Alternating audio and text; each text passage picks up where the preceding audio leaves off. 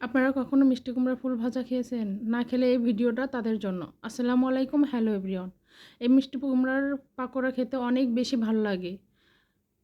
একবার খেলে বুঝতে পারবেন কতটা টেস্টি হয়।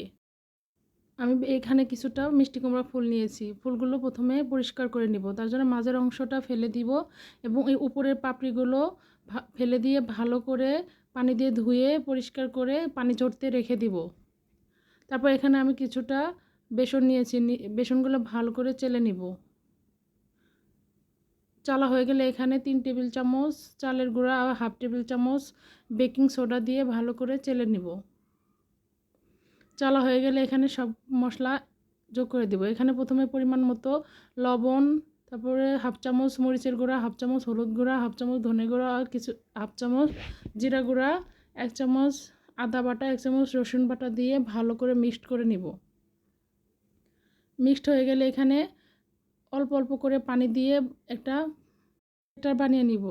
এখানে একবারে পানি দিতে যাবেন না, একবারে পানি দিলে ব্যাটারটা নষ্ট হয়ে যাবে। এর জন্য আমি অল্প অল্প করে পানি দিয়ে একটা ব্যাটার বানিয়েছি। দেখতে পাচ্ছেন ব্যাটারটা খুব বেশি ঘন ও খুব বেশি পাতলা হবে না।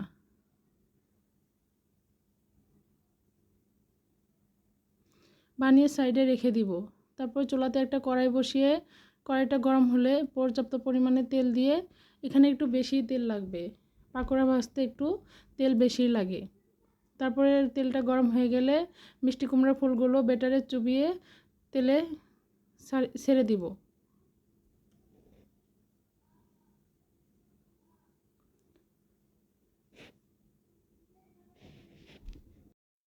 একটা সুন্দর কালার আসা পর্যন্ত পাকোড়াগুলো ভেজে নিব।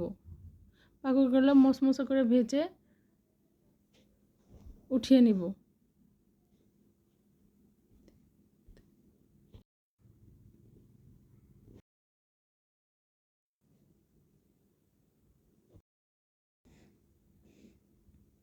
দেখতে পাচ্ছেন একটা সুন্দর কালার এসেছে। বাকি ফুলগুলো আমি একইভাবে ভেজে নিব। চুলার জাল খুব বেশি জোরে দিতে যাবেন না, তাহলে পাকোড়াগুলো পুড়ে যাবে। মিডিয়াম টু লো হিটে সবগুলো ফুলই আমি ভেজে নিব।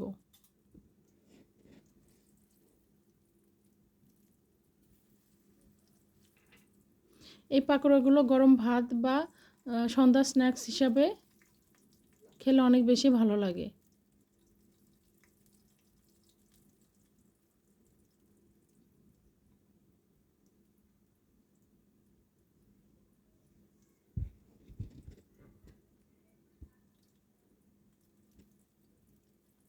সবগুলো বল আমি একইভাবে ভেজে নিয়েছি।